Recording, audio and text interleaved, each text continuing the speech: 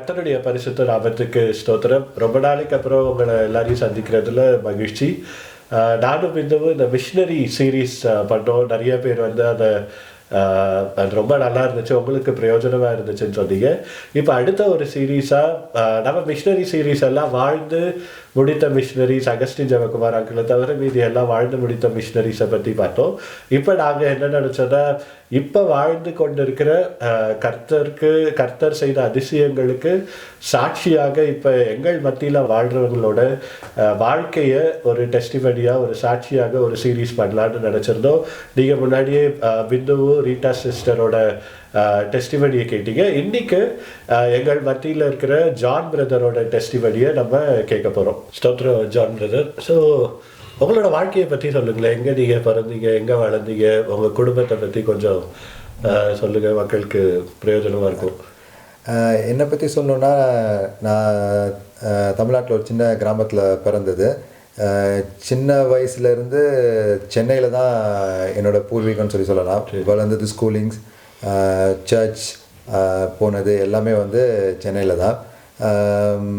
Christian family, அம்மா அப்பா வந்து டிவோட் கிறிஸ்டியன்ஸ். எனக்கு ஒரு அக்கா இருக்கா.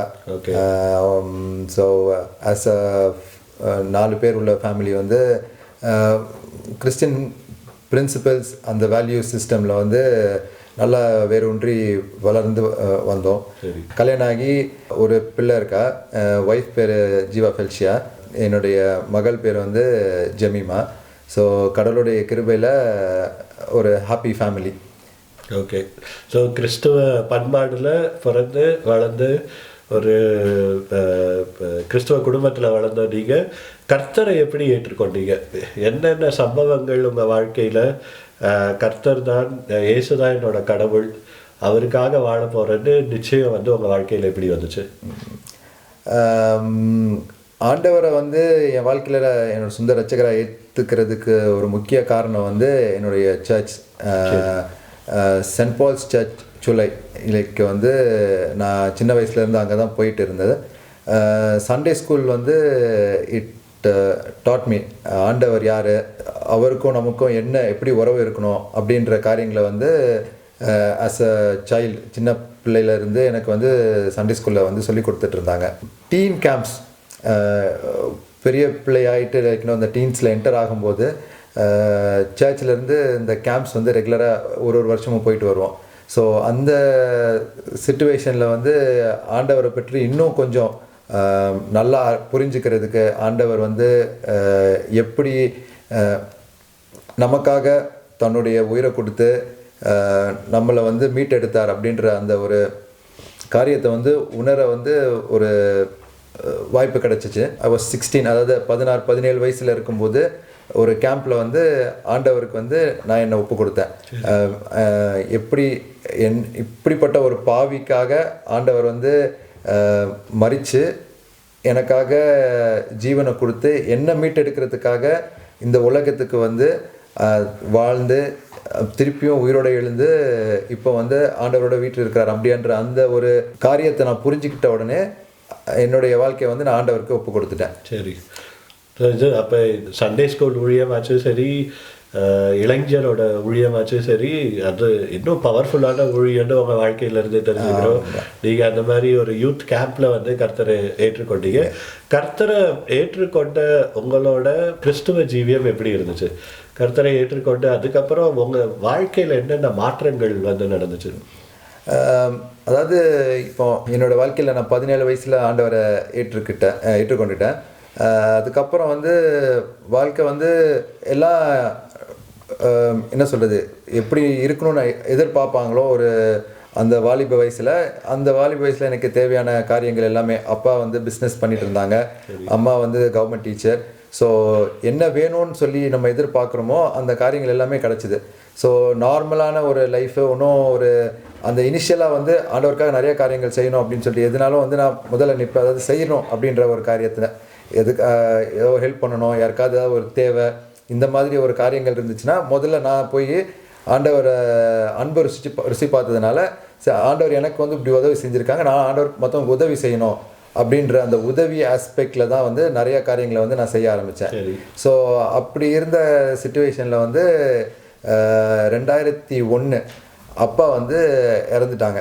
ஸோ அப்பாவுக்கு உடல் நிலை சரியில்லாமல் இருந்தது. அப்புறம் 2001 அப்பா இறந்து போயிட்டாங்க.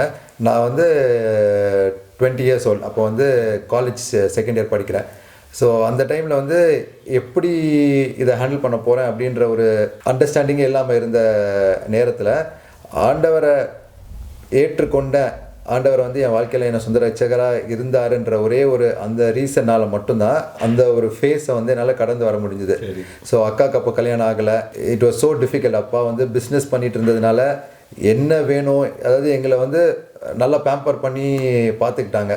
ஸோ ஃபினான்ஷியலி சரி, உலக காரியங்களை குறித்து எதை பற்றியும் கவலையே பட வேண்டாம். பட் அந்த ஒரு பாயிண்ட் வந்து it totally turned life for us. அதாவது எங்கள் எல்லாருக்குமே 3 பேருக்குமே வந்து எப்படி நாங்கள் வந்து இந்த உலகத்தை மேற்கொள்ள போகிறோம் அப்படின்ற ஒரு சுச்சுவேஷனில் இருந்தது. ஆனால் அந்த காரியங்களிலும் ஆண்டவர் வந்து உண்மை உள்ளவராக இருந்தார். So he was father to the ஃபாதர்லெஸ்ன்ற மாதிரி எனக்கு சொந்த ஒரு தகப்பனாக இருந்து நிறைய காரியங்களில் வந்து வழி நடத்திட்டு வந்தாங்க. அக்கா கல்யாணம் நடந்தது. அதுக்கப்புறம் 2009 வந்து எனக்கு கல்யாணம் நடக்க கிருபை தந்தாங்க. ஸோ அது போக 4 வருஷம் வந்து கல்யாணம் ஆனதுக்கப்புறம் எங்களுக்கு பிள்ளை இல்லை. ஸோ அதுக்கும் வந்து ஆண்டவர் வந்து கிருபையாக வந்து 4 வருஷம் கழித்து ஜெமிமான்னு சொல்லிட்டு ஒரு கேர்ள் பேபி கொடுத்தாங்க. It was miraculously done. Like நான் அது வந்து அந்த காரியங்களில் வந்து நம்ம நினச்சி பார்க்கும்போது அப்படி நடக்குமா அப்படின்னு சொல்லி வியந்திக்க லைக் யோசித்து கூட பார்க்க முடியாத அளவுக்கு ஆண்டவர் வந்து காரியங்களை வந்து நடத்துனாங்க. ஸோ இதெல்லாம் வந்து வச்சு பார்க்கும்போது நல்ல ஒரு ரிலேஷன்ஷிப்பில் இருக்கிறோம் அப்படின்ட்டு நானே நினச்சிட்டு இருந்தேன். ஸோ ஆண்டவர் வந்து எனக்கு ஒரு ரட்சிப்பை கொடுத்துட்டாரு. நான் வந்து ஆண்டவருக்கு பிரியமான காரியங்களை செஞ்சிட்ருக்கேன். ஸோ ஆண்டவர் வந்து இன் குட் புக்ஸ் நான் சொல்ல நல்ல ஒரு பிள்ளையாக நான் வாழ்ந்துட்டுருக்கேன் அப்படின்னு சொல்லி நினச்சி நானும் வந்து இந்த காரியங்கள் எல்லாம் செஞ்சு தொடர்ந்து வாழ்க்கை போயிட்டே இருந்துச்சு. பட் என்னன்னா ஆண்டவர் என்னை கொண்டு செய்ய சித்தமாக இருந்தார் அப்படின்றது முழுசாக நான் வந்து அப்போ உணர்ந்துக்கலன்னு நினைக்கிறேன். என்னை பொறுத்த வரைக்கும் நான் என்ன யோசிச்சுட்டு இருந்தேன், ஆண்டவர் வந்து எனக்கு அந்த சர்விங் ஸ்பிரிட்டை கொடுத்துருக்காங்க. ஸோ நான் வந்து மற்றவங்களுக்காக என்னென்ன காரியங்களை செய்யணும், மற்றவங்களுக்கு எப்படி உதவியாக இருக்கணும், பிஹைண்ட் த சீன்ஸ் லைக் முன்னாடி நான் எதுவும் வந்து ஆண்டவரை பற்றி பெருசாக நான் எதுவும் யார்கிட்டையும் எதுவும் சொல்ல மாட்டேன். பட் ஆனால் என்ன ஒரு ஹெல்ப் யாருக்கு என்ன வேணும் அப்படின்னு சொல்லி சொன்னாலும் முதலாக போய் நான் செஞ்சிருவேன். ஸோ அந்த மாதிரி காரியங்களில் வந்து நான் ரொம்ப ஈடுபட்டு இருந்தேன். ஸோ ஒரு வாலண்டியராக இருக்கட்டும், ஒரு ஈவெண்ட்டில் ஒரு கேம்ப் நடக்குது, ஒரு ஜென்ரல் மீட்டிங் நடக்குது. ஸோ இந்த மாதிரி காரியங்களில் வந்து முதலாக போய் நான் வாலண்டியராக இருப்பேன். என்னென்ன ஹெல்ப் பண்ண முடியுமோ அதெல்லாம் நான் பண்ணிகிட்டு இருந்தேன். ஸோ இந்த மாதிரி காரியங்களில் தான் வந்து நான் ரொம்ப ஃபோக்கஸ் பண்ணிகிட்டு இருந்தேன். ஸோ ஆண்டவரோட என்னோடய ரிலேஷன்ஷிப் வந்து ஓகே, நான் ரெகுலராக ப்ரே பண்ணிவிடுவேன். ஆண்டவர்கிட்ட வந்து என்ன காரியங்கள் கேட்குறாலும் எனக்கு உடனே கிடைக்கலனா கூட சில சமயங்கள் வந்து எனக்கு ஆண்டவர் உணர்த்தினது உண்டு. ஆமான்னு சொல்லி பதில் கிடைச்சது உண்டு. வெயிட் பண்ணுறதுக்கு நிறைய நேரங்கள் வெயிட் பண்ண காரியங்களும் உண்டு. இல்லைன்னு சொல்லி பதில் கிடைச்ச சிச்சுவேஷனும் நிறையா இருக்குது. ஸோ அதனால் ஒரு ரிலேஷன்ஷிப்பில் இருந்துகிட்டு இருந்தேன். ஸோ அதனால் இப்படி தான் என்னுடைய சால்வேஷன் எக்ஸ்பீரியன்ஸ் வந்து இருந்துகிட்டு இருந்தது. ரொம்ப அருமை பிரதர். நம்மளும் நிறைய பேர் ரசிக்கப்பட்டிருக்கோம். உங்களோட வாழ்க்கையில் மாற்றங்கள் இருக்கான்னு நீங்கள் யோசிச்சு பாருங்க. ஜான் பிரதர் சொன்ன மாதிரி மற்றவங்களுக்கு உபயோகமாக இருக்கணும்னு நான் ஒரு சாட்சியாக இருக்கேன். ஒரு அன்கண்டிஷனல் சர்விங் அப்படின்னா நீங்கள் பிரதர்கிட்ட அங்கேருந்து பார்க்கலாம். ஒரு எதிர்பார்ப்பும் இல்லாமல் மீறி பேருக்கு உதவி செய்வார். அதே மாதிரி அவர் சொன்ன மாதிரி அவங்களுக்கு ஜெமைமா வந்து ஒரு மிராக்கிள் சைல்டு. அதை நம்ம இன்னொரு சாட்சியில் அங்கேருந்து சிஸ்டர்கிட்ட இருந்து நம்ம கேட்கலாம். அது மட்டும் இல்லை, நிறைய பேர் வந்து அவங்களோட வாழ்க்கையில் கஷ்டங்கள் வந்தால் டிப்ரெஷனில் போயிடுறாங்க. இப்போ டிப்ரெஷன்ற வார்த்தையை நம்ம நிறைய அங்கேருந்து கேட்குறோம். அவ்வளோ சின்ன வயசில் தன்னோட தகப்பனை இழந்தும் என்ன பண்ணுறதுன்னு தெரியாமல் இருக்கும் போதும் யோவான் 14:27 பார்க்குற மாதிரி உலகம் தரக்கூடிய சமாதானம் இல்லை, கர்த்தர் தரக்கூடிய சமாதானத்தின் மூலமாக அந்த குடும்பம் தன்னோட வாழ்க்கையை திருப்பி கட்டி இப்போ ஒரு நல்ல இடத்துல அங்கே இருந்திருக்காங்க. அது வெறும் கர்த்தரால் தான் முடியும். 3 விஷயங்களை நம்ம அவரோட வாழ்க்கையில் அங்கேருந்து பார்க்குறோம். கர்த்தரை ஏற்றுக்கொண்டதுக்கப்புறம் உங்களோட வாழ்க்கையில் நீங்கள் கர்த்தரை ஏற்றுக்கொண்டதுக்கப்புறம் என்ன ஏதாவது சேஞ்ச் இருக்கணும், ஏதாவது ஒரு மாற்றம் இருக்கணும். மாற்றம் இருக்குதா இல்லையான்னு நீங்கள் யோசிச்சு பாருங்கள். ஸோ கர்த்தரை ஏற்றுக்கொண்டு நீங்கள் போன அந்த ஒரு ஸ்பிரிச்சுவல் ஜேர்னி பாதையில் நல்லா இருந்துச்சு எப்படி உங்களோட வாழ்க்கையை கர்த்தர் நடத்தினாருன்னு. ஸோ இந்த பாதையில் போயிட்டு இருக்கும்போது உங்கள் கர்த்தரோட சித்தம் என்னன்னு தெரியலன்னு நீங்கள் சொன்னீங்க. அவரோட சித்தம் இன்னும் கிளியராக உங்களுக்கு தெரியலன்னா இப்போ 2016 உங்கள் வாழ்க்கையில் என்ன நடந்துச்சு? 2016 வந்து நான் பண்ணிட்டு இருந்த பிஸ்னஸ் வந்து எனக்கு த்ரூ அவுட்டாக கொண்டு போக முடியல. அந்த ஒரு பாயிண்டில் வந்து ஒரு சேஞ்ச் தேவைப்படுற மாதிரி ஒரு சிச்சுவேஷன். ஆண்டவர் வந்து was very clearly telling me இது வந்து இதுக்கு மேலே போகாது அப்படின்னு சொல்லிட்டு. ஸோ அப்போ அந்த பாயிண்டில் வந்து யூகேக்கு வர்றதுக்கு எனக்கு ஒரு ஆப்பர்ச்சுனிட்டி கிடச்சிது. ஸோ நாங்கள் ஃபேமிலியாக நான் ஒய்ஃப் மக 3 பேரும் யூகேக்கு 2016 வந்தோம். 2016 வந்து அதுக்கப்புறம் ஒரு 7-8 வருஷங்கள் வந்து இங்கே வாழ்கிறதுக்கு வந்து ஆண்டவர் வந்து எங்களுக்கு ஒரு வாய்ப்பு கொடுத்தாங்க.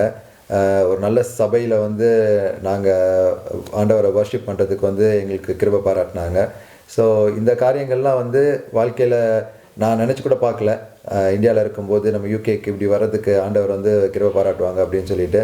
அண்ட் அந்த ஜேர்னி நம்ம இன்றைக்கி நான் யோசித்து பார்த்தாலும் வந்து ஆண்டவருடைய சுத்த கிருபையினால தான் சொல்ல முடியும். இது வந்து மனுஷங்களால் முடியாது. நடந்த காரியங்கள்லாம் நம்ம யோசித்து பார்க்கும்போது it was only God's grace. கடவுளுடைய சுத்த கிருபையினால் யூகேக்கு வர்றதுக்கு கிருபை பாராட்டினாங்க. இப்போ இன்றைக்கி வந்து ஒரு சாட்சியாக இங்கே இருக்கிறதுக்கும் வந்து ஆண்டவருடைய சுத்த கிருபை தான் அது. சரி. ஸோ நிறைய பேர் அது இந்தியாவில் இருக்கிறவங்க நிறைய பேர் வந்து யூகேக்கு நம்ம வரோன்னா பணம் சம்பாதிக்க வரோம், எதுக்காக வரோம்னு சொல்கிறாங்க. ஆனால் கர்த்தர் ஒருத்தரையும் ஏதோ ஒரு காரணத்துக்காக கொண்டு வந்தார். உங்களை எதுக்கு கொண்டு வந்தாருன்ற ஒரு காரணத்தை இப்போ கண்டுபிடிக்க போகிறோம். ஸோ 2016 வந்த நீங்கள் 2023 கடந்த வருஷம் வந்து உங்கள் வாழ்க்கையில் ஒரு டேர்னிங் பாயிண்ட், ஒரு திருப்பு முனையாக இருந்துச்சு. ஸோ இன்றைக்கி சாட்சி அதை பற்றி தான் அங்கேருந்து நம்ம ஃபோக்கஸ் பண்ண போகிறோம். ஸோ ஆரம்பிங்க. 2023 என்ன நடந்துச்சு உங்கள் வாழ்க்கையில்? 2023 செப்டம்பர் வந்து என்னோடய வாழ்க்கையில் வந்து ஒரு மறக்க முடியாத ஒரு டேர்னிங் பாயிண்ட்னு சொல்லலாம். என்னுடைய லைஃப்பில் வந்து காட் ஆக்சுவலி என்ன சொல்கிறது, ஒரு ஆண்டவரோட ஒரு என்கவுண்டர் எனக்கு வந்து I hate during that time. So என்னன்னா செப்டம்பரில் வந்து எனக்கு ஒரு சின்ன ஆப்ரேஷன் பண்ணணும் அப்படின்னு சொல்லிட்டு ஒரு டாக்டர் சொல்லியிருந்தாங்க. இங்கே யூகேயில் வந்து நம்ம என்ஹெச்எஸில் வந்து ஏஎன்டி ஆக்சிடென்ட் அண்ட் எமர்ஜென்சி அப்படின்னு சொல்லிட்டு ஒரு செட்டப் இருக்குது. எனக்கு என்னென்னா தொண்டையில் வந்து ஒரு தைரோக்ளாசல் டக்ட் சிஸ்ட் அப்படின்னு சொல்லிட்டு ஒரு பை, சின்ன பை ஒன்று இருக்குது. அது எல்லாருக்கும் இருக்கிறது, பிறப்பில் வந்து எல்லாருக்குமே இருக்கும். அது என்னென்னா அவங்க வளரும்போது டீனேஜஸில் வந்து அது டிசால்வ் ஆகி அதை வந்து இல்லாமல் போயிடும். 1 in 10 10ல் ஒருத்தங்களுக்கு வந்து அது டிசால்வ் ஆகாமல் அது தங்கிடும். அந்த சாக் வந்து அப்படியே இருக்கும். அது என்ன, எனக்கு அந்த சாக் வந்து அப்படியே இருந்தது. அது over period of time 2007 first வந்து நான் இந்தியாவில் இருக்கும்போதே ஒரு தடவை எனக்கு தொண்டையில் வந்து ஒரு சின்ன இன்ஃபெக்ஷன் வந்துச்சு. இன்ஃபெக்ஷன் வந்ததுனால இது வந்து வீங்கிடும். அந்த இடத்துல அந்த சாக்குள்ளே ஃப்ளூயிட், அந்த இன்ஃபெக்ட் ஆன ஃப்ளூயிட் வந்து கலெக்ட் ஆகி அது வீங்க ஆரம்பிச்சிச்சுன்னா அது தொண்டையிலேருந்து கீழே போகிற நர்வ்ஸை வந்து கம்ப்ரெஸ் பண்ணும். அதனால் கழுத்து திருப்ப முடியாது, கை தூக்க முடியாது, இந்த மாதிரி பயங்கர சிவியராக போயிடும் அது. ஸோ அந்த மாதிரி ஒரு தடவை இருந்துச்சு. அப்போது இந்தியாவிலே ஒரு தடவை எடுத்து பார்த்துட்டு ஒன்றும் பெருசாக இல்லை, அந்த இன்ஃபெக்ஷன்ஸ் நார்மல் தான், நீங்கள் மாத்திரை எடுத்தால் சரியாயிடும் அப்படின்னு சொல்லி ஒரு தடவை முடிச்சது. அப்புறம் யூகேக்கு வந்ததுக்கப்புறம் 2017 ஒரு தடவை இதே மாதிரி வந்தது. அப்போது ஏஎன்டிக்கு போய் அட்மிட் ஆகி அவங்க பார்த்துட்டு அதை ஆஸ்பிரேட் பண்ணி எடுத்தாங்க. அதில் இருந்த என்ன ஃப்ளூயிட் இருக்குது அப்படின்றத வந்து எடுத்து அவங்களும் செக் பண்ணாங்க. இது ஏற்கனவே வந்திருக்குன்னு ஒரு தடவை சொன்னேன் அவங்கக்கிட்ட. ஸோ அவங்க பார்த்துட்டு இப்போதைக்கு ஒன்றும் வரி பண்ணிக்க வேண்டாம், இது வந்து ஒரு பயப்படக்கூடிய காரியம் இல்லை, நம்ம திருப்பியும் வர மாதிரி இருந்துச்சுன்னா பார்த்துக்கலாம் அப்படின்னு சொல்லி சொன்னாங்க. ஸோ 2000 கேன்சர் அதெல்லாம் இல்லை, கேன்சர் அப்படிலாம் இல்லை, இது வந்து ஒரு சின்ன இதுதான் இருக்குது, நார்மல் கட்டி மாதிரி தான் இருக்குது, அதனால நீங்கள் வரி பண்ணிக்க வேண்டாம் அப்படின்னு சொல்லிட்டாங்க. ஸோ அதுக்கப்புறம் 23 ஏப்ரல் அந்த டைமில் வந்து திருப்பி இன்னொரு தடவை இன்ஃபெக்ட் ஆச்சு. இன்ஃபெக்ட் ஆகும்போது 3ஆவது தடவை இன்ஃபெக்ட் ஆகிடுச்சின்னு சொல்லிட்டு நான் ஹாஸ்பிட்டலுக்கு போகிறேன். அப்போவும் இதே மாதிரி வந்து பெயின் கில்லர்ஸ் வந்து ஐவியில் தான் கொடுப்பாங்க. அது கொடுத்ததுக்கப்புறம் தான் கொஞ்சமாவது எச்சி விழுங்குறதோ சரி, தலையை திருப்புறதோ சரி, கை தூக்குறதோ இந்த மாதிரி நடக்கும். ஸோ அது அப்படி நடந்ததுனால அப்புறம் அங்கே பார்த்த இஎன்டி ஸ்பெஷலிஸ்ட் என்ன சொன்னார்னா, அந்த ஒரு சின்ன சாக் தான் அது, இது வந்து சின்ன பிள்ளைங்களுக்கு நாங்கள் நிறைய இந்த ஆப்ரேஷன் பண்ணுறோம், இது ஒரு ரொம்ப சிம்பிள் ப்ரொசீஜர், ஒரு நாள் ப்ரொசீஜர் தான் அது. நீங்கள் காலையில் வந்தீங்கன்னா காலையில் ஏர்லி மார்னிங் ஆப்ரேஷன் பண்ணிட்டோன்னா நம்ம வந்து உங்களை நைட்டுக்குள்ளே நாங்கள் அனுப்பிடுவோம் வீட்டுக்கு அப்படின்னு சொன்னாங்க. நாங்களும் இதை குறித்து யோசித்து பார்த்தோம் என்னன்னு சொல்லிட்டு. அப்புறம் நாங்கள் எங்களுக்கு தெரிஞ்ச ஞானத்தை நாங்கள் அண்டர்ஸ்டாண்ட் பண்ணதெல்லாம் வந்து வச்சு பார்க்கும்போது ஒன்றும் பெரிய காம்ப்ளிகேஷன் வரக்கூடிய ஆப்ரேஷன் கிடையாது. காலையில் டே ப்ரொசீஜர் தான், ஓபியிலே 4 ஹவர்ஸில் முடிச்சிருவாங்கன்னு சொல்லி டாக்டரும் எங்களுக்கு ஒரு கான்ஃபிடன்ஸ் கொடுத்ததுனால பண்ணிடலாம் அப்படின்னு சொல்லிட்டு கேட்டோம். யூஸ்வலாக வந்து 1 வருஷம் 1.5 வருஷம் ஆகும்னு சொல்லுவாங்க இந்த மாதிரி ஒரு ஆப்ரேஷன் என்ஹெச்எஸில் பண்ணணுன்னா. இது வந்து செப்டம்பரே எங்களுக்கு வந்து டேட்டும் கொடுத்துட்டாங்க. ஸோ நாங்கள் என்ன நினச்சோன்னா, ஆண்டவர் வந்து சரி இந்த டோஸ் ஓப்பன் பண்ணுறாங்க இந்த காரியங்கள் நடக்கிறதுக்கு அப்படின்னு சொல்லிட்டு ஆப்ரேஷனுக்கு ஓகேன்னு சொல்லிட்டு செப்டம்பர் வந்து 14th இந்த ஆப்ரேஷன் பண்ணுறதுக்கு டேட் பண்ணிங்க. ஆமாம், இந்தியாவில் இருக்கிற மக்களுக்கு தெரியாது, இங்கே அப்பாயின்மெண்ட் கிடைக்கிறது பெரிய கஷ்டம் அப்படின்னு சொல்லி இந்தியா மாதிரி நீங்கள் ஹாஸ்பிட்டலில் உடனே அப்பாயின்மெண்ட் கிடைச்சி சர்ஜரி நடக்குது.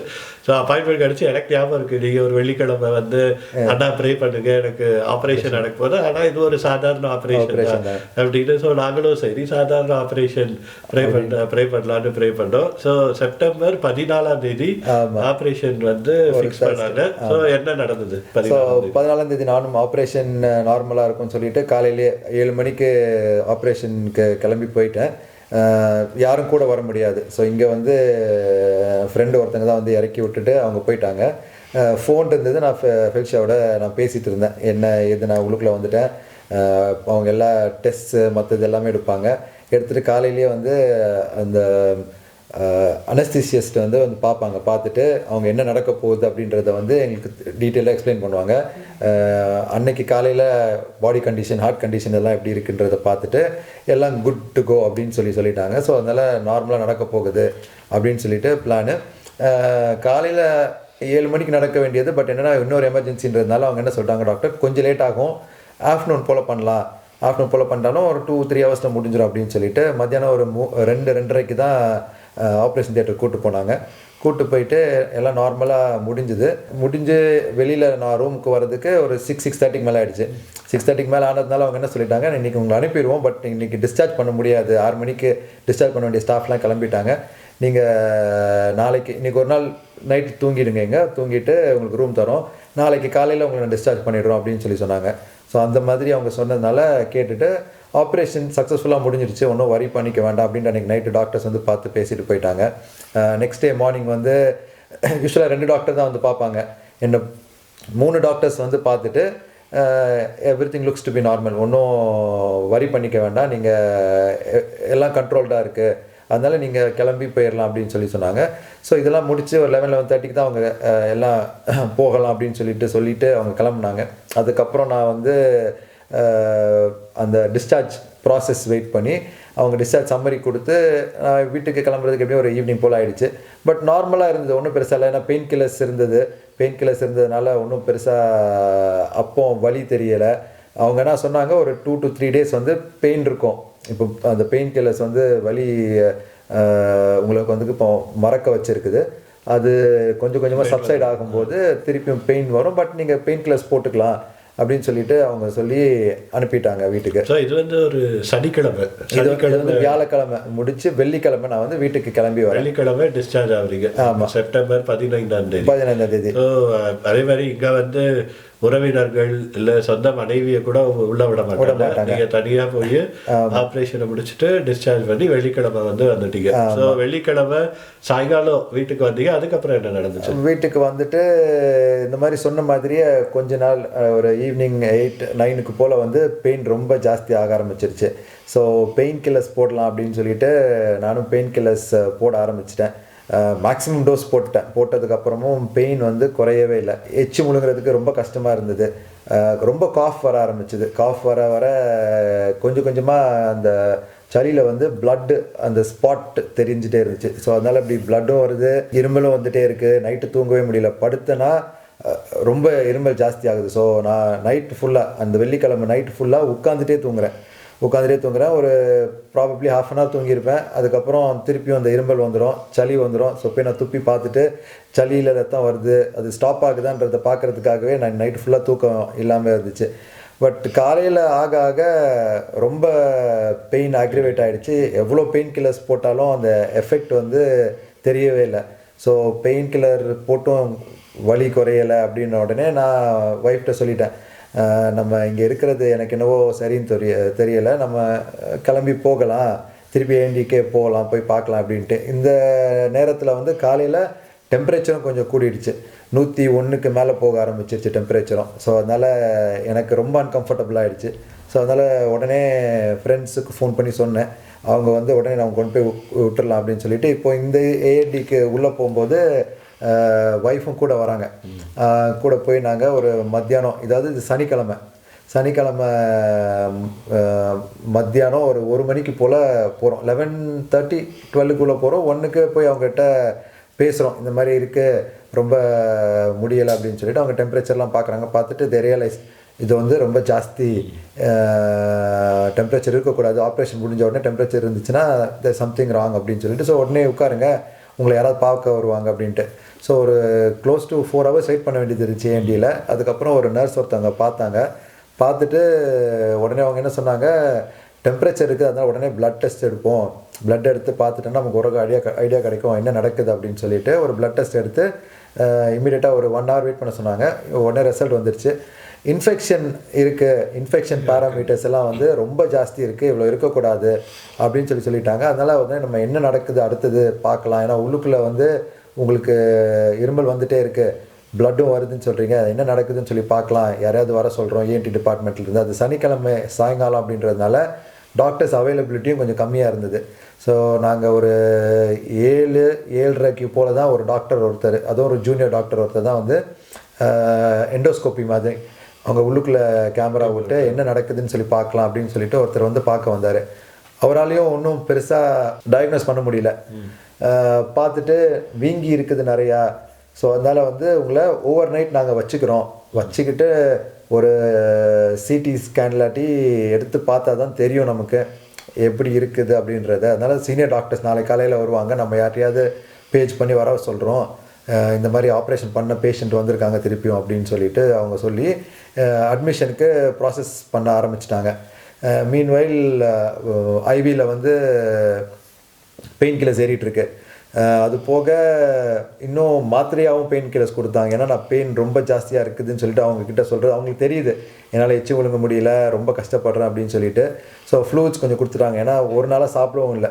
ஸோ அதனால் ஐவியில் வந்து கொஞ்சம் ஜென்ரல் ஃப்ளூயிட்ஸும் கொஞ்சம் கொடுத்துடலாம், ஸோ அதனால் கொஞ்சம் எனர்ஜி இருக்கும் அப்படின்னு சொல்லிட்டு அதுவும் நடந்துகிட்டே இருக்குது. அண்ட் அந்த டைமில் வந்து என்ன சொல்லிட்டாங்க, இதுக்கப்புறம் நான் உங்களை அட்மிட் பண்ணுறோம் அப்படின்னா ஒய்ஃப் இதுக்கப்புறம் இருக்க முடியாது, ஸோ ஒய்ஃப் நீங்கள் வீட்டுக்கு போயிருங்க, ஏதாவதுன்னா நாங்கள் ஃபோன் பண்ணி சொல்கிறோம் அப்படின்னு சொல்லிட்டு ஒய்ஃபையும் வீட்டுக்கு அனுப்புகிறாங்க. ஒரு 10 மணிக்கு போல் ஒய்ஃப் கிளம்புறாங்க. நான் வந்து உள்ளுக்குள்ளே போய் அட்மிஷனுக்கு வெயிட் பண்ணிகிட்ருக்கேன்.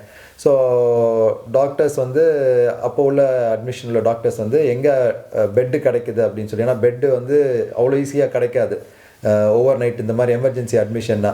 யூஸ்வலாக வந்து காரிடோரில் இது பண்ணி விட்ருவாங்க, வெயிட் பண்ண சொல்லிடுவாங்க. பட் பை காட்ஸ் கிரேஸ் ஒரு பெட் ஒன்று அன்றைக்கி அப்போ தான் வேக்கண்ட் ஆச்சு. பட் எனக்கு ஆப்ரேஷன் நடந்தது, ரிக்கவரியான திருப்பி வந்திருக்கேன் அப்படின்றதுனால அந்த பெட் எனக்கு வந்து சர்ஜிக்கல் அசஸ்மெண்ட் யூனிட் அப்படின்னு சொல்லி ஒரு இடத்துல வந்து ஒரு பெட்டு கிடச்சிது. ஸோ நைட்டு ஒரு 12 மணிக்கு போல் பெட்டில் அட்மிட் ஆகிறேன். ஆனால் உங்கள் ஃபெலிஷா சிஸ்டருக்கு 10 மணியோட அவங்க கிளம்பிட்டாங்க. அவங்க கிளம்பி ஒரு 10 அன்னைக்கு முழுசாக பிரதர் இந்த கஷ்டத்தை அனுபவிக்கும் போது நாங்கள்லாம் ப்ரே பண்ணிக்கிட்டு இருந்தோம். வாட்ஸ்அப் குரூப்பில் என்னென்ன நடக்குதுன்னு போட்டுறாங்க. ஸோ சபையாக நாங்கள் ப்ரே பண்ணிக்கிட்டும் ஜெபம் பண்ணிக்கிட்டும் இருந்தோம். ஆனால் ஃபெலிஷா சிஸ்டர் வந்ததுக்கப்புறம் பிரதருக்கு என்ன நடக்குதுன்னு எங்கள் யாருக்குமே தெரியாது. ஸோ 10 மணிக்கு மேலே என்ன நடந்துச்சுன்னு பிரதருக்கு மட்டும்தான் தெரியும்.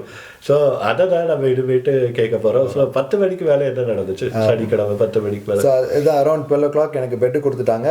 பெட்டு கொடுத்ததுக்கப்புறமும் அந்த ஜூனியர் டாக்டர் என்ன சொல்லிட்டு போனாருன்னா, உங்களுக்கு இந்த மாதிரி பெயின் இருக்குது, ஐவியில் பெயின் மெடிகேஷன்ஸ் போயிட்டுருக்கு, இது போக உங்களுக்கு நாங்கள் வந்து மார்ஃபின் வந்து ப்ரிஸ்கிரைப் பண்ணி வச்சுருக்கேன், உங்களுக்கு முடியல அப்படின்னா நீங்கள் அதையும் கேளுங்க நர்ஸ் கிட்ட, அவங்க வந்து கொடுத்துருவாங்க. மார்ஃபின் வந்து ஐவியில் கொடுத்துட்டாங்கன்னா உங்களுக்கு வந்து நிஜமாக பெயின் தெரியக்கூடாது, அது வந்து கம்ப்ளீட்டாக அவங்கள வந்து நம்மாக்கிறோம் அப்படின்னு சொல்லிட்டு அந்த ஜூனியர் டாக்டர் கிளம்பிட்டாங்க. அவங்களுடைய ஷிஃப்ட் முடிஞ்சிருச்சு. ஸோ நான் 12 o'clock போய் அட்மிட் ஆன உடனே பெயின் எனக்கு சப்சைட் ஆகவே இல்லை. நான் திருப்பியும் அவங்ககிட்ட சொல்கிறேன், எனக்கு பெயின் முடியல, காஃப் வந்துகிட்டே இருக்குது, ப்ளட்டும் வந்துகிட்டே இருக்குது, கொஞ்சம் பாருங்கள் அப்படின்னு சொல்லிட்டு சொன்ன உடனே நர்சஸ்க்கு வந்து ஏற்கனவே ப்ரிஸ்கிரைப் பண்ணி வச்சுருந்தாங்க மார்ஃபின். ஸோ மார்ஃபினும் கொடுத்துட்டாங்க. அரௌண்ட் 12:30 போல் மார்ஃபின் கொடுத்துட்டாங்க. மார்ஃபின் கொடுத்துட்டு சொன்னாங்கன்னு ஒரு 1 hourல நீங்கள் தூங்கிடுவீங்க, அதுக்கப்புறம் நாளைக்கு காலையில் வந்து நாங்கள் உங்கள்கிட்ட எழுப்பி நம்ம சிடி ஸ்கேன் எடுக்க போகிறோமா இல்லாட்டி என்ன பண்ண போகிறோன்றது வந்து சீனியர் டாக்டர்ஸ் வந்தோடனே தெரிஞ்சுக்கலாம் அப்படின்னு சொல்லிவிட்டு நர்சஸ் வந்து அவங்க மற்ற பேஷண்ட்ஸை பார்க்குறதுக்கு போயிட்டாங்க. ஸோ இந்த காரியங்களை சொல்லிட்டு போனதுக்கப்புறம் அவங்க வந்து ரொம்ப உள்ளே வரல. நான் அந்த ரூமில் வந்து ஒரு சின்ன பே மாதிரி தான் இருந்தது. அந்த பேயில் நான் படுத்துட்ருக்கேன். காஃப் நிற்கவே இல்லை, காஃப் வந்து வந்துகிட்டே இருக்குது. நான் அந்த கிட்னி ட்ரே கொடுத்துட்டாங்க கையில், அது கையில் வச்சுக்கோங்க, காஃபில் இதிலே ஸ்ப்ளிட் பண்ணிக்கோங்க அப்படின்னு சொல்லிட்டு அந்த காஃப் வந்து சளி கொஞ்சம் கொஞ்சமாக கம்மியாகி ரத்தம் ஜாஸ்தியாக ஆரம்பிச்சிட்டே இருந்தது. ஸோ இது நடந்துகிட்டே இருக்குது. அரவுண்ட் 3 o'clock போல் வந்து I felt something is not right என்ட்டு. ஏன்னா நான் வாயிலிருந்து துப்புறேன், வெறும் ரத்தம் மட்டும்தான் வருது, சளி இல்லை, அண்ட் காஃப் இருந்துகிட்டே இருக்குது. ஸோ இந்த பாயிண்டில் வந்து எனக்கு நிஜமாகவே ஒரு மாதிரி கொஞ்சம் பயம் வர ஆரம்பிச்சிருச்சு. என்னடா இப்படி இருக்குது, இது நம்ம இது வரைக்கும் அந்த ஆப்ரேஷன் நடந்ததுலேருந்து இந்த மாதிரி இல்லையே, சளி இருந்தது, எச்சோடு சேர்ந்து கொஞ்சம் ரத்தம் வந்துட்டுருக்கும், இப்போ நான் துப்புனா வெறும் ரத்தம் மட்டும் வருது, ஸோ இன்னும் கொஞ்சம் மோசமாகிடுச்சின்னு சொல்லி எனக்கு தெரிஞ்சிருச்சு. ஸோ அதனால் நான் நர்ஸ் யாராவது வருவாங்களான்னு சொல்லிட்டு நான் எட்டி பார்க்குறேன், யாருமே இல்லை அந்த பக்கத்தில். ஏன்னா எல்லாம் அரௌண்ட் 3 o'clockன்றதால அவங்க பிரேக்கில் இருந்தாங்கன்னு நினைக்கிறேன். ஸ்டாஃப்க்குன்னு சொல்லிட்டு ஒரு சின்ன கேன்டீன் மாதிரி இருக்குது, அதுக்குள்ளே அவங்க உட்காந்துருக்காங்கன்றது மட்டும் எனக்கு தெரியுது. அவங்க பேசுறது எனக்கு கேட்குது. ஆனால் நான் வந்து இரும்பிட்டு இருக்கேன்றதுனால அவங்க பேஷண்ட் இரும்புறாங்க அப்படின்ற அந்த ஒரு தாட்டில் அவங்க இருக்கிறாங்க. ஸோ அந்த பாயிண்ட் 3 o'clock போல் லிட்ரலி என்ன ஆச்சுன்னா, எனக்கு வந்து தொண்டையில் ஏதோ உள்ளுக்குள்ளே ரப்சர் ஆகிடுச்சின்னு நினைக்கிறேன். So I am starting to vomit blood. நான் வந்து ஃபுல் பிளட்டாக வாந்தி எடுக்கிறேன். அந்த கிட்னி ட்ரே நிறைய ஆரம்பிச்சிருச்சு. ஸோ அந்த கிட்னி ட்ரே ஃபுல்லாக நிறைஞ்சிருச்சு. நிறைஞ்சதுக்கப்புறம் அடுத்த கிட்னி ட்ரே இருக்கணும். ஸோ நான் படுத்து இருந்தது, நான் எந்திரிச்சு உட்காந்து பக்கத்தில் சைடில் கொஞ்சம் இன்னும் 2 கிட்னி ட்ரே வச்சுருந்தாங்க. இன்னொரு கிட்னி ட்ரே எடுத்துகிட்டு என்னுடைய ஐவி ஏறிட்டு இருக்குது, டியூப்பில் ஏறிட்டு இருக்குது. ஸோ அதையும் பிடிச்சிட்டு நான் ரத்தம் அப்படியே வாயிலேருந்து கொட்டிகிட்டே இருக்குது. நான் நடந்து வெளியில் போகிறேன், போய் யாராவது கூப்பிடணும், ஏன்னா நர்ஸ் இப்போ ஸ்டாப் பண்ணோம், பிளட்டு வேஸ்ட் ஆகுது அப்படின்னு சொல்லிட்டு நான் வெளியில் போகிறேன். நான் வெளியில் போகிற சத்தத்தை கேட்டு அவங்களுக்கு கொஞ்சம் அந்த ரூமில் விட்டு வெளியில் வந்துட்டேன். காரிடாரில் நின்றுட்டுருக்கேன். அவங்க சத்தத்தை கேட்டு யாரோ ஒரு நர்ஸ் ஃபஸ்ட்டு எட்டி பார்த்தாங்க. அவங்க அந்த காட்சியை பார்த்துட்டு அவங்க வந்து பேனிக் ஆகிட்டாங்க. அவங்களுக்கு என்ன பண்ணுறதுனே தெரில. அவங்க வந்து என்னோடய தோலை பிடிச்சிட்டு அவங்க கை நடுங்குது எனக்கு தெரியுது. அண்ட் அந்த பாயிண்டில் வந்து அந்த பிளட் வந்து நிறைய வர ஆரம்பிச்சிருச்சு. காஃபும் ரொம்ப ஜாஸ்தி ஆகிடுச்சு. ஸோ கொஞ்சமாக வாந்தி எடுத்துகிட்டு இருந்தது எப்படி ஆயிடுச்சுன்னா, தெறிக்க ஆரம்பிச்சு எல்லா இடத்துலையும். அதாவது நமக்கு வந்து திரும்புகிற இடத்துல ஃபுல்லாக பிளட்டாக இருக்குது. நான் ஸோ அந்த ஒரு பாயிண்டில் வந்து நிஜமாகவே நான் பயந்துட்டேன். ஒரு பாயிண்ட், ஐயோ என்ன நடக்க போகுது அப்படின்ற அந்த ஒரு ஸ்பிளிட் செகண்ட், என்ன நடக்க போகுது, இது நம்ம வந்து தெரியுது நேச்சுரலாக இது கிடையாது, ஏதோ சீரியஸாக பிரச்சனை இருக்குது அப்படின்றத வந்து உணர்ந்துட்டேன். ஏன்னா என் தொண்டைக்குள்ளேருந்து எனக்கு வேறு ஒன்றுமே தெரியல. மூச்சு கொஞ்சம் விடுறதுக்கு கொஞ்சம் கஷ்டமாகுது. வாய்க்குள்ளே வந்து ஃபுல்லாகவே பிளட்டோடைய டேஸ்ட் வர ஆரம்பிச்சிருச்சு. ஸோ என்ன பண்ணலாம் அப்படின்னு சொல்லிட்டு அந்த ஒரு மோமெண்ட்டில் பயம் அப்படி சூழ்ந்துட்டு இருந்து அந்த ஒரு சிச்சுவேஷனில் எங்கேருந்து இந்த வார்த்தை வந்ததுன்னு சொல்லி தெரியல. எனக்கு வந்து Sam's 23:4, even though I walk through the valley of shadow of death I will fear no evil for you are with me, your rod and your staff they comfort me அப்படின்ற அந்த வார்த்தை வந்து it filled my head. So எனக்கு வந்து அந்த மூமெண்ட்டில் வந்து I knew that God is in control of that situation. So இத்தனை வருஷம் நான் ஆண்டவர் கூட நடந்தது, ஆண்டவர் வந்து எத்தனையோ சிச்சுவேஷனில் வந்து ஹி ஹாஸ் என்ன சொல்கிறது, சூப்பர் நேச்சுரலாக வந்து நம்மளை வந்து காரியங்கள்லேருந்து வெளியில் வந்து நம்ம கூட்டு வந்திருப்பாங்க. பட் அதெல்லாம் வந்து நார்மலாக நமக்கு வந்து ஆண்டவர் வந்து எப்படியும் கொண்டு வந்துடுவார் அப்படின்ற ஒரு விசுவாசத்தில் இருக்கும். பட் இந்த சிச்சுவேஷனில் வந்து எனக்கு ஷுவராக தெரியும் இது வந்து ஹியூமன்லி நாட் பாசிபிள். இந்த ஒரு சிச்சுவேஷனில் வந்து நம்ம சொந்த ஞானத்தை நான் வந்து அன்னைக்கு யூஸ் பண்ணியிருந்தேன், இல்லாட்டி அப்படி நான் யோசிச்சிருந்தேன் ஐயோ என்ன நடக்க போகுது அப்படின்ற மாதிரி ஒரு யோசனைக்குள்ளே போயிருந்தேன்னா நான் ஆண்டவரை வந்து சார்ந்திருப்பேனான்னு சொல்லி தெரில. பட் ஆண்டவர் வந்து கிருபையாக அந்த காரியங்களை வந்து ஞாபகப்படுத்தி அந்த வார்த்தையை எனக்கு கொடுத்து நான் அந்த வார்த்தையை வந்து தக்க வச்சு நான் பிடிச்சிக்கிட்டதுனால என் பக்கத்தில் இருந்தவங்ககிட்ட எனக்கு சொல்ல முடிஞ்சிச்சு, எதை பற்றியும் கவலைப்படாதீங்க, ஆண்டவர் இயேசு என் கூட இருக்கிறாரு, அவர் இந்த சிச்சுவேஷனை வந்து பார்த்துக்கொள்வார், எதை பற்றி ஒரி பண்ணிக்க வேண்டாம்னு சொல்லி நான் சொல்கிறேன். அவங்களால வந்து ஆன்டிசிபேட் பண்ண முடியல எப்படி இவன் இப்படி இருக்கிறான்னு சொல்லிட்டு. ஸோ அவங்க வந்து அந்த ரத்தத்தை பார்த்துட்டு அவங்க பேனிக் ஆகிட்டாங்க. அவங்க அதுக்குள்ளே எல்லா நர்சஸையும் கூப்பிட்டாங்க. ஸோ ஏஎன்டியில் வந்து ஒரு ப்ராசஸ் இருக்குது மெட்கால் அப்படின்னு சொல்லிட்டு. அந்த மெட்கால்னா there is a serious problem with somebody, anybody who is free, எந்த டாக்டர் ஃப்ரீயாக இருந்தாலும் அவங்க இந்த இடத்துக்கு வரணும் அப்படின்னு சொல்லிட்டு ஒரு ப்ராசஸ் அது. ஸோ அந்த மெட்கால்ன்றதை வந்து அவங்க கால் அவுட் பண்ணிட்டாங்க. ஸோ யார் அவைலபிளாக இருந்தாங்களோ அந்த doctors will come to me, என்ன பார்க்க போகிறாங்க, என்ன நடக்க போகுது அப்படின்னு சொல்லிட்டு பண்ணுறது. ஸோ இந்த மெட்கால் இஷ்யூ பண்ணி ஒரு ப்ராபப்ளி 3 to 4 minutes வந்து 2 டாக்டர்ஸ் வந்துட்டாங்க. பேனிக் ஆகுறாங்க, ஏன்னா பிளட்டு ஸ்டாப் ஆக மாட்டேங்குது. ஸோ அவங்களுக்கு தெரிஞ்சிருச்சு there is something seriously wrong அப்படின்னு சொல்லி. ஸோ அந்த டாக்டர்ஸும் they try to put me back on the பெட்டில் வந்து என்னை திருப்பி படுக்க வச்சு நம்ம அடுத்து என்ன பண்ணணும் அப்படின்னு சொல்லிட்டு யோசிச்சு உள்ளுக்குள்ளே கொண்டு வராங்க. ஸோ இந்த சிச்சுவேஷனில் வந்து அப்படி நிற்குது. ஒரு கையில் ரத்தம் நிறைந்த தட்டு, இன்னொரு கையில் உங்கள் ஐவி ஏறுற ஒரு டியூப்பு, உங்களை சுற்றி நர்சஸ், ஒரு 3 டாக்டர் அங்கேருந்து வந்துட்டாங்க. அவங்களுக்கு என்ன நடக்குதுன்னு தெரியல. ஆனால் கர்த்தர் சங்கீதம் 23:4 மூலமாக நான் மரண இருளின் பள்ளத்தாக்கிலே நடந்தாலும் பொல்லாப்புக்கு பயப்படேன், தேவரீர் என்னோட கூட இருக்கிறீர், உமது கோலும் உமது தடியும் என்னை தேற்றும் அப்படின்ற ஒரு வார்த்தையில் உங்களுக்கு ஒரு சமாதானத்தையும் ஒரு தேற்றுதலையும் அங்கேருந்து தந்தார். அது வெறும் கர்த்தரோட வார்த்தையில தான் முடியும்.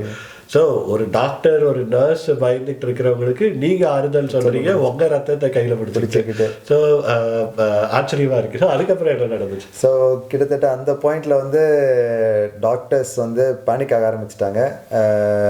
லேட்டர் ஸ்டேஜஸில் வந்து அவங்க நான் வெளியில் வந்ததுக்கப்புறம் சொன்னாங்க கிட்டத்தட்ட எப்படியும் ஒரு 2 லிட்டர் பிளட்டு வெளியில் வந்திருக்கோம் அப்படின்னு சொல்லிட்டு. ஏன்னா அவ்வளோ கிட்டத்தட்ட ஒரு 4லேருந்து 5 கிட்னி ட்ரே ஃபுல்லாக பிளட்ஸ் வந்து அவங்க பிடிச்சிட்டு இருந்தாங்க. ஸோ உடனே அவங்க என்ன பண்ணாங்க, அங்கேருந்து ஆப்ரேஷனுக்கு வந்து கொண்டு போக ஆரம்பிச்சிட்டாங்க. கொண்டு போகும்போது டாக்டர்ஸ் வந்து என்கிட்ட பேசுகிறாங்க, இப்போ வந்து ஒரு பிரச்சனை ஆகிடுச்சு, என்னன்னு சொல்லி எங்களுக்கும் தெரியல, ஆனால் ஏதோ ஆப்ரேஷன் நடந்திருக்கு, அந்த ஆப்ரேஷனால தான் இந்த காம்ப்ளிகேஷன்ஸ் வந்திருக்கு, நாங்கள் திருப்பியும் உங்களை ஆப்ரேஷன் தியேட்டருக்கு கொண்டு போய் ஆப்ரேஷன் பண்ணி தான் அது என்னன்னு சொல்லி பார்க்க முடியும். அதனால் வந்து நீங்கள் வந்து எங்களுக்கு ஒரு கன்சர்ன் கொடுக்கணும், ஓரல் கன்சர்ன், இந்த மாதிரி நாங்கள் ஆப்ரேஷன் பண்ணுறதுக்கு ஓகேன்னு சொல்லி நீங்கள் சொல்லணும் அப்படின்றத என்கிட்ட வந்து பேசுகிறாங்க. எனக்கு அது கேட்குது. நான் அந்த டாக்டர்கிட்ட சொல்கிறேன், நீங்கள் எதை பற்றியும் கவலைப்பட வேணாம், நீங்கள் என்ன வேணால் பண்ணலாம், ஆண்டவர் என் கூட இருக்கிறாரு, ஏசப்பா என் கூட இருக்கிறாரு, அவர் வந்து சிச்சுவேஷனை கண்ட்ரோலில் வச்சுருக்கிறாரு, ஸோ நீங்கள் பயப்பட வேண்டாம் அப்படின்னு சொல்லி அந்த டாக்டர்கிட்ட நான் சொல்கிறேன். நான் பெட்டில் படுத்துட்ருக்கேன், அவங்க என் மேலே இப்படி உட்காந்துருக்காங்க, உட்காந்துட்டு அவங்க பேசிகிட்டு இருக்கிறாங்க, இந்த மாதிரி நடக்க போகுது. ஏன்னா என்னால் இரும்பி உடம்பு மேலே வருது, அவங்க வந்து கீழே கண்ட்ரோல் பண்ணி வச்சுட்டு அந்த கிட்னி ட்ரேயை பிடிச்சிட்டு அவங்க உள்ளுக்குள்ளே கொண்டு போயிட்டுருக்காங்க. ஸோ மற்றது எல்லாமே பிளட் ஆகிடும், அவங்களுக்கு வந்து எவ்வளோ தூரத்துக்கு அதை க்ளீன் பண்ண முடியுன்ற காரியங்கள் தெரியாததுனால. ஸோ அந்த நேரத்தில் நான் அவங்கக்கிட்ட கடைசியாக அது சொல்கிறேன். சொல்லிவிட்டு எனக்கு அதுக்கப்புறம் என்ன நடந்ததுன்றது தெரியல, பட் அதுக்கப்புறம் ஒரு மோஸ்ட் பீஸ்ஃபுல் பிளேஸ்க்கு போன மாதிரி ஒரு ஃபீலிங் எனக்கு. ஸோ எனக்கு அந்த டாக்டர்கிட்ட பேசின அந்த கடைசி காரியங்கள் மட்டும்தான் ஞாபகம் இருக்குது. ஆண்டவர் என்னை வந்து பாதுகாத்துட்ருக்காரு, அவர் அந்த சிச்சுவேஷனில் அந்த சிச்சுவேஷனை அவர் கண்ட்ரோலில் வச்சுருக்கிறாரு அப்படின்றத மட்டும் அவங்கக்கிட்ட சொல்லிவிட்டு நான் வந்து என்னை ஒப்பு கொடுத்துட்டேன் ஆண்டவர்கிட்ட. ஆண்டவர் வந்து எது செஞ்சாலும் என் நன்மைக்காக தான் செய்ய போகிறாரு, அந்த வார்த்தையை கொடுத்துட்டாரு. இந்த வார்த்தை மூலயமாக ஒருவேளை நான் திருப்பியும் வந்து இந்த உலகத்துக்கு வரலாம், அப்படி இல்லைனாலும் ஆண்டவர் வந்து அவர்கிட்ட என்னை கூட்டு போகிறாரு அப்படின்ற ஒரு நிச்சயத்தோடு தான் அந்த காரியங்களை வந்து நான் அந்த டாக்டர்கிட்ட சொன்னது. சொல்லி முடிச்சுட்டு என்ன நடந்ததுன்னு சொல்லி தெரியாது. அப்புறம் இது வந்து ஞாயிற்றுக்கிழமை காலையில் ஒரு விடிய காலையில் 5 மணி இருக்கும். ஒரு 3:30 4 மணி இருக்கும். ஸோ பிரதர் வந்து இப்போ சமாதானத்தில் போயிட்டாருன்றாரு. டாக்டர் வந்து அவங்க மனைவி ஃபெலிஷா சிஸ்டருக்கு காலையில் ஃபோன் பண்ணி இந்த மாதிரி சீரியஸாக இருக்காங்க, ஆப்ரேஷன் தியேட்டருக்கு கொண்டு போகிறோம், என்ன நடக்கும்னு எங்களுக்கு தெரியாது, அநேகமாக தொண்டையில் வந்து ஓட்டை போட வேண்டியதாக இருக்கும், மூச்சு விடுறதுக்கு அவங்களுக்கு ஈஸியாக இருக்கிறதுக்காக நீங்கள் உடனே புறப்பட்டு வாங்க அப்படின்னு அங்கேருந்து சொல்கிறாங்க. ஸோ காலையில் சிஸ்டர் எல்லாருக்கும் சபையில் இருக்கிறவங்களுக்கெல்லாம் ஃபோன் பண்ணி ஜெபம் பண்ணுங்க, என்ன நடக்குதுன்னே தெரியலன்னு பதறிக்கிட்டு இருந்தாங்க. ஸோ நாங்களும் பதறி போயிட்டோம். ஏன்னா பிரதர் இப்போ அதுக்கப்புறம் சொல்லி தான் தெரியும் 10லேருந்து காலையில் 3 மணி வரைக்கும் இவ்வளோ நடந்திருக்குது. ஸோ 10 மணிக்கு நல்லா இருந்தவர் திடீர்னு ஒரு ஆப்ரேஷன், சீரியஸான ஆப்ரேஷனுக்கு போக வேண்டிய ஒரு நிலைமைக்கு தள்ளப்பட்டார். ஸோ ஆப்ரேஷன் அப்போ ட்ராக்கியோஸ்டமி அப்படின்னு சொல்லி சொல்லுவாங்க. ஒரு தொண்டையில் ஒரு ஓட்டை போட்டு அது வழியா மூச்சு விடுறதுக்கு கிருபை தந்தார். ஆனா அது ஒரு அற்புதமான காரியம் இல்ல அந்த ட்ராக்கியோஸ்டமி. அது சொல்லுங்களேன். அந்த ட்ராக்கியோஸ்டமி என்னன்னா, இப்போ வாய்க்குள்ள இருந்து ரத்தம் வெளியில வர ஆரம்பிச்சது. என்ன ஆயிடுச்சுன்னா, மூச்சு விடுற அந்த குழாயையும் வந்து அந்த பிளட் வந்து கிளாட் பண்ண ஆரம்பிச்சிருச்சு. ஸோ அவங்களுக்கு என்னன்னா, இப்போ இம்மிடியட்டா they have to take a decision. ஏதாவது என்னுடைய மூச்சு காம்ப்ரமைஸ் ஆகாதபடி நான் மூச்சு கண்டினியூஸாக விட்டுட்டு இருந்தால் தான் என்னோடய பிரெயினுக்கு வந்து ஆக்சிஜன் போகும். அப்படி ஆக்சிஜன் போகலை அப்படின்னா மூளை செல்கள் வந்து இட் ஸ்டார்ட் டு டை. கொஞ்சம் கொஞ்சமாக இறக்க ஆரம்பிச்சு இறந்து போச்சுன்னா அப்புறம் வந்து என்ன டேமேஜ் நடக்கும், பெர்மனன்ட் டேமேஜஸ் ஆகிடும். அது கோபாக்கும் போகலாம். ஆமாம், போகும். ஸோ அதனால் என்ன பண்ணணும், அவங்க இம்மிடியேட்டாக தொண்டையில் ஓட்டை போட்டு என்னுடைய மூச்சுக்கு வந்து அவங்க ஒரு வழி செய்யணும். அவங்களுக்கு அது செய்ய முடியல. ஏன்னா நான் இரும்பிட்டு இருக்கேன், நான் அன்கான்ஷியஸ் ஆனதுக்கப்புறமும் நான் இரும்புறேன்னா ரத்தம் வந்துட்டுருக்கு அப்படின்றது தான் அவங்க டாக்டர் வந்து என்கிட்ட பின்னாடி சொன்னது. ஸோ அந்த ஓட்டை போடுறது வந்து ஒரு முஸ்லீம் டாக்டர், அவர் பேர் வந்து அப்துல்லா. ஸோ அப்துல்லா வந்து என்ன பண்ணுறாங்கன்னா, அவங்க வந்து இந்த ஓட்டையை வந்து கரெக்டாக போடணும், அவங்களால போட முடியல. ஸோ ஹீஸ் பேனிக்கிங், என்ன பண்ணுறதுன்னு சொல்லி தெரியாமல் ரத்தமாக இருக்குது. அதை அவர் கிளியராக இது பண்ணிவிட்டு, ஆனால் ஒன் ஷாட் தான். அவங்க தப்பாக போட்டுட்டாங்கன்னா அந்த இது வந்து அதுக்கப்புறம் திருப்பி பியர்ஸ் பண்ண முடியாது. அவங்க பியர்ஸ் பண்ணுற ஒரு டைம் கரெக்டாக பியர்ஸ் பண்ணி ஆகணும். ஸோ அவர் என்ன சொன்னார் என்கிட்ட, நான் கண் முழிச்சு பார்த்ததுக்கப்புறம் அந்த ஒரு சிச்சுவேஷனில் வந்து ஆஸ் அ ஹியூமன் பீயிங் வந்து என்னால் வந்து அந்த காரியத்தை செய்ய முடியல. நான் என்ன நினச்சேன், மேலே ஒரு ஆண்டவர் இருந்தார்னா, ஒரு கடவுள் ஒருத்தர் இருந்தாருன்னா அவர் இதை பார்த்துக்கட்டும் அப்படின்னு சொல்லிட்டு அவர் என்ன சொன்னார், நான் வந்து கண்ணை கூட பார்க்காம பியர்ஸ் பண்ணேன் அப்படின்னு சொல்லிட்டு அவர் வந்து என்கிட்ட, நான் அடுத்த கண்ணு திறந்து பார்த்த போது ஒரு 2 நாளுக்கு அப்புறம் இதை அவர் வந்து என்கிட்ட சொல்கிறாரு. அவர் நான் சொல்லும் போது ஆண்டவர் வந்து எனக்கு கிருபையா அந்த காரியத்தை வந்து என்னோட இயேசுசாமி தான் செய்ய வச்சார் உங்களை அப்படின்னு சொல்லி அவர்கிட்ட சொல்கிறதுக்கு வந்து எனக்கு கிருபை பாராட்டினார். அது மட்டும் இல்லாமல் அவர்கிட்ட நான் வந்து சொல்கிறேன், ஒரு முஸ்லீம் டாக்டர் இந்த மாதிரி வந்து நபீல் குரேஷின்னு சொல்லி ஒரு முஸ்லீம் கன்வெர்ட் ஒருத்தர் இருக்கிறாரு. அவர் வந்து சீக்கிங் அல்லா ஃபைண்டிங் ஜீசஸ் அப்படின்னு சொல்லி ஒரு புக் எழுதியிருக்கிறாரு. அந்த புக்கில் சொல்லப்பட்ட இயேசு சுவாமி தான் எனக்கு வந்து இந்த ஒரு மிராக்கிளை செஞ்சுருக்கிறாரு அப்படின்னு சொல்லி சொல்கிறதுக்கு வந்து அந்த பெட்டில் வந்து நான் அவர்கிட்ட பார்த்து சொல்கிறதுக்கு எனக்கு கிருபை பாராட்டினார். ஸோ என்னோடய வாழ்க்கையை வந்து அந்த காரியம் வந்து அப்படியே மாற்றி போட்டுச்சு. இந்த நேச்சுரல் நான் வந்து அப்படி சொல்லக்கூடிய ஆள் கிடையாது. என்ன நடந்துச்சுன்னா, நான் அன்கான்ஷியஸாக இருந்த அந்த ஒரு சமயத்தில் வந்து நான் சொன்னேன், I was in a very peaceful place அப்படின்னு சொல்லிட்டு. என்ன ஆக்சுவலாக நான் உணர முடிஞ்சிச்சு அப்படின்னா, ஆண்டவருடைய பிரசனத்தை உணர முடிஞ்சிச்சு அந்த அன்கான்ஷியஸாக இருந்த அந்த டைமில். ஸோ அந்த டைமில் வந்து ஆண்டவர் வந்து என் கூட இருக்கிறத நான் உணர முடிஞ்சுது. எனக்காக சகோதரர்கள் சகோதரிகள் வந்து செய்த ஜெபங்கள் என்னால் கேட்க முடிஞ்சுது. ஸோ அந்த டைமில் வந்து எனக்காக ஒரு கூட்ட மக்கள் வந்து ஆண்டவர்கிட்ட வந்து ஜெபிச்சிட்டு இருந்தாங்க, என்னுடைய வாழ்க்கை நல்லபடியாக இருக்கணும், இந்த காரியங்கள்லாம் வந்து ஸ்மூத்தாக வரணும் அப்படின்னு சொல்லிட்டு. ஸோ அந்த காரியங்களெல்லாம் வந்து கேட்குறதுக்கு எனக்கு ஆண்டவர் கிருபை பாராட்டினார்.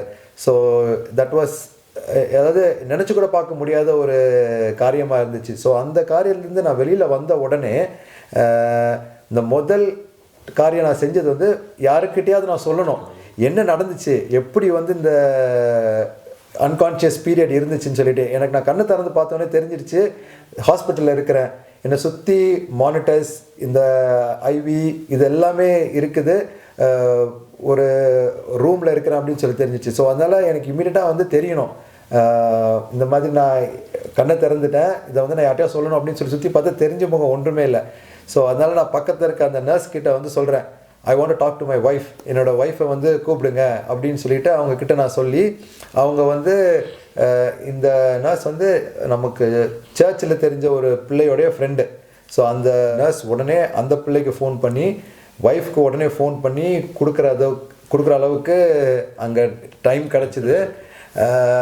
அப்போ முதல்ல நான் சொன்னது இதுதான், ஆண்டவர் கூட இருந்தேன், ஆண்டவர் வந்து என் கூட இருந்தார், ஆண்டவர் இந்த காரியங்களெல்லாம் எனக்கு செய்தார், ஸோ ஆண்டவர் வந்து எனக்கு இந்த வாழ்க்கையை திருப்பியும் கொடுத்துருக்காருன்னு சொல்லிட்டு அவ்வளோ சந்தோஷமாக என்னோடய ஒய்ஃப் கிட்ட வந்து சொல்கிறதுக்கு வந்து என்னால் முடிஞ்சுது. பிரதர் சந்தோஷமாக சொல்கிறாருன்னாரு, அவர் அப்போ என்ன நிலைமையில் இருந்தாருன்னு ஃபோட்டோ பார்ப்பீங்க நீங்கள். ஸோ அந்த நிலைமையில் ஒரு எப்படி மோசையோட ஃபேஸ் வந்து பிரகாசமாக இருந்துச்சோ அந்த மாதிரி பிரதரோட ஃபேஸும் பிரகாசமாக இருந்துச்சு. எங்களுக்கு என்ன ஆச்சரியம்னா, அவர் அன்கான்ஷியஸாக வந்ததுக்கப்புறம் ஒரு சபை மக்களும் அவருக்காக என்ன ப்ரே பண்ணாங்கன்னு அந்த வசனத்திலிருந்து அந்த ப்ரேயரை அப்படியே ரிப்பீட் பண்ணார் பிரதர். எங்களுக்கு ரொம்ப ஆச்சரியமாக இருந்துச்சு. உண்மையாகவே அது ஒரு மிராக்கிள் தான். ஸோ கர்த்தர் வந்து ஜபம் பண்ண ஒவ்வொருவரும் என்ன ஜபம் பண்ணாங்கன்னு அவருக்கு வெளிப்படுத்தினார்.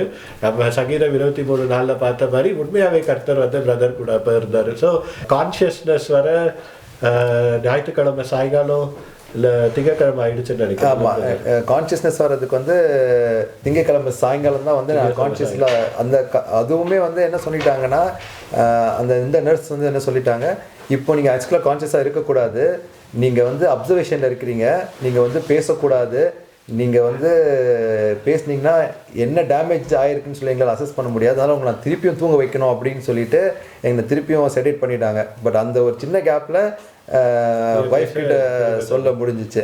ஸோ அதுக்கப்புறம் அந்த திங்கக்கிழமை கான்ஷியஸ்னஸ் வந்ததுக்கப்புறம் இன்னும் நீங்கள் அந்த டேஞ்சர் ஜோனை விட்டு வெளியில் வரல? இல்லை, அது எனக்கு தெரியாது நான் வரலன்னு சொல்லிட்டு. பட் அதுக்கப்புறம் நர்ஸஸ் சொன்னாங்க, நீங்கள் எங்ககிட்ட என்ன சொன்னாங்கன்னா, டாக்டர்ஸ் வந்து அந்த இன்ஃபெக்ஷன் குறையணும், அந்த இன்ஃபெக்ஷன் எவ்வளோ சீக்கிரமாக குறையுதோ அவ்வளோ சீக்கிரமாக தான் பிரதர் வந்து ரிக்கவர் ஆக முடியும், எங்களால் ஒன்றும் சொல்ல முடியாது, இனிமேட்டு கடவுள் விட்ட கதி அப்படி நீங்கள் எல்லாம் ஜெபம் பண்ணுங்க அப்படின்னு அங்கே இருந்து சொல்லிட்டாங்க. ஸோ அதுக்கப்புறம் என்ன நடந்துச்சு பிரதர் திங்கக்கிழமைக்கு அப்புறம்? அதுதான் சார், அந்த 2 நாள் வந்து வெண்டிலேட்டரில் இருந்ததுக்கப்புறம் கொஞ்சம் கொஞ்சமாக கடவுள் கிருபையினால் இந்த இன்ஃபெக்ஷன்ஸ் குறைஞ்சிருச்சுன்னு நினைக்கிறேன். குறைஞ்சதுக்கப்புறம் என்னால் வந்து நார்மலாக கொஞ்சம் பேச முடிஞ்சிச்சு.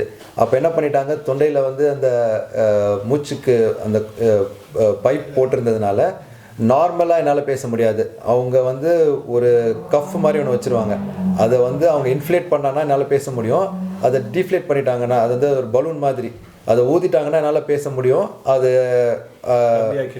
பேச முடியாது, அந்த மாதிரி ஒரு சிச்சுவேஷனில் இருந்துச்சு. ஸோ அப்போ டாக்டர் நான் கேட்டு ஏதாவது காரியங்கள் வேணும்னா அதை நான் அந்த நர்சஸை பண்ண சொல்லி நான் பேசுகிறதுக்கு எனக்கு இது பண்ண முடிஞ்சிச்சு. இந்த காரியங்களில் வந்து உடம்பு வந்து ஆக்சுவலாக நிறையா என்ன சொல்கிறது, வைட்டல்ஸ் எல்லாம் வந்து இதாகிடுச்சு, வெயிட் ரொம்ப குறைஞ்சிருச்சு. அந்த ஒரு டைமில் வந்து ஒரு 2 days வந்து கிட்டத்தட்ட 8 to 9 kilos வந்து நான் குறைஞ்சிட்டேன். ஸோ இந்த மாதிரி இருந்தது. எவ்வளோ நாள் ஹாஸ்பிட்டலில் இருந்தீங்க பிரதர் இது ஆப்ரேஷனுக்கு அப்புறம்? இந்த ஆப்ரேஷன் நாள் அட்மிட் ஆனதுலேருந்து நான் டிஸ்சார்ஜ் ஆகி வர்றதுக்கு வந்து கிட்டத்தட்ட 30 நாள், ஒரு மாதம் வந்து ஹாஸ்பிட்டலில் தான் இருந்தேன். ரிக்கவரி டைம் வந்து 30 நாள் அப்படி. பட் டாக்டர்ஸ் வந்து பார்த்து அவங்க வந்து வியர்க்கத்தக்க, இவ்வளோ சீக்கிரமாக நாங்கள் வந்து இப்படி ஒரு இன்சிடெண்ட்டுக்கு அப்புறம் யாரும் ரிக்கவர் ஆனதில்லை அப்படின்றத வந்து சொல்லி என்னை அனுப்புகிற அளவுக்கு ஆண்டவர் வந்து ஒரு சுகத்தை கொடுத்தாரு.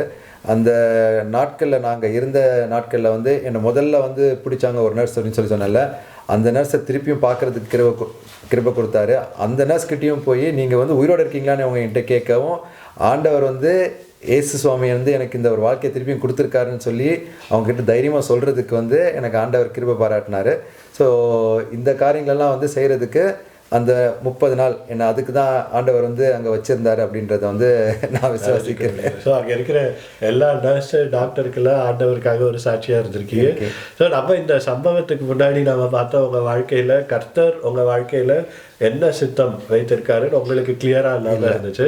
இந்த சம்பவத்துக்கு அப்புறம் அந்த அவரோட சித்தம் கிளியர் ஆயிடுச்சா? உங்களுக்கு அந்த கிளாரிட்டி இருக்கா? ஆமா, அதாவது நான் நினைச்சிட்டு இருந்தேன் ஆண்டவருக்காக வந்து சேவை செய்யணும், மற்றவங்களை ஹெல்ப் பண்ணணும், சர்விங் தான் வந்து என்னுடைய பர்பஸ் அப்படின்னு நான் வந்து யோசிச்சு வச்சிருந்தேன். பட் ஆனால் இந்த காரியத்துக்கு அப்புறம் ஆண்டவர் வந்து ரொம்ப தெளிவாக வந்து சமாரிய ஸ்திரியோடைய வாழ்க்கையை வந்து முன்னாடி நிறுத்தினார். எப்படி வந்து ஆண்டவரோட ஒரு என்கவுண்டர் சமாரிய ஸ்திரீக்கு வந்து அந்த வெல்லுக்கு முன்னாடி நடந்தது. ஸோ அப்படி நடந்த உடனே அவள் என்ன பண்ணா, ஆண்டவர் யாருன்னு உணர்ந்ததுக்கப்புறம் அவளுக்குள்ள வந்து ஒரு ஆனந்தம், ஒரு ஜாய், அது வந்து ஷீ குடன்ட் கண்ட்ரோல், அவளால் வந்து அதை கட்டுப்படுத்தவே முடியல. அவள் என்ன பண்ணா, உடனே ஓடி போய் யார் யாரெல்லாம் பார்க்குறாளோ அந்த ஊரில் இருக்கிற அத்தனை பேர்கிட்டையும் வந்து இந்த மாதிரி நான் ஒருத்தரை பார்த்தேன், அவர் வந்து நான் என்ன பண்ணேன், என்னுடைய காரியங்கள் எல்லாவற்றையும் சொன்னார் அப்படின்னு சொல்லிட்டு அவளால் சொல்ல முடிஞ்சுது. ஸோ அந்த காரியத்தை வந்து எனக்கு வந்து ஆண்டவர் நிறுத்தினார்.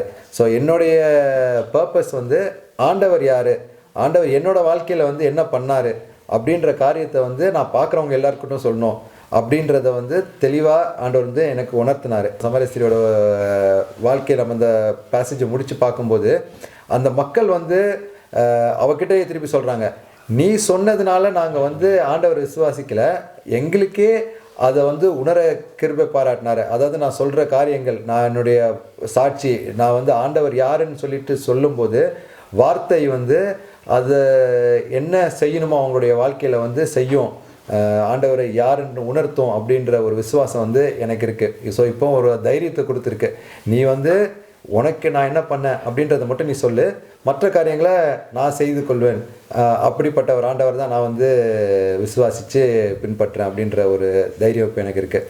ஸோ ரொம்ப அற்புதமான சாட்சி, எங்களுக்கெல்லாம் ஒரு பெரிய எடிஃபிகேஷனாக இருந்துச்சு. ஏன்னா நீங்கள் போன அந்த கஷ்டத்தை நாங்களும் உணர்ந்தோம், ஜெபிச்சோம், அது மூலமாகங்கிறது போனோம். ரொம்ப தேங்க்ஸ் பிரதர் உங்கள் சாட்சியை வந்து சொன்னதுக்கு.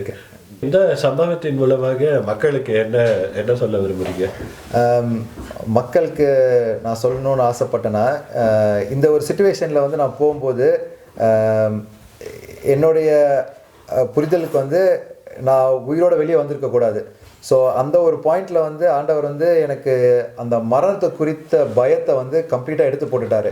ஸோ மரணம் வந்து நான் அன்னைக்கு நான் அந்த இடத்த விட்டு நான் வெளியில் வரல அப்படின்ற ஒரு சிச்சுவேஷன் ஆயிருந்தாலும் நான் வந்து ஆண்டவரோட இருப்பேன் அப்படின்ற ஒரு நிச்சயம் எனக்கு வந்து தெளிவாக இருந்துச்சு.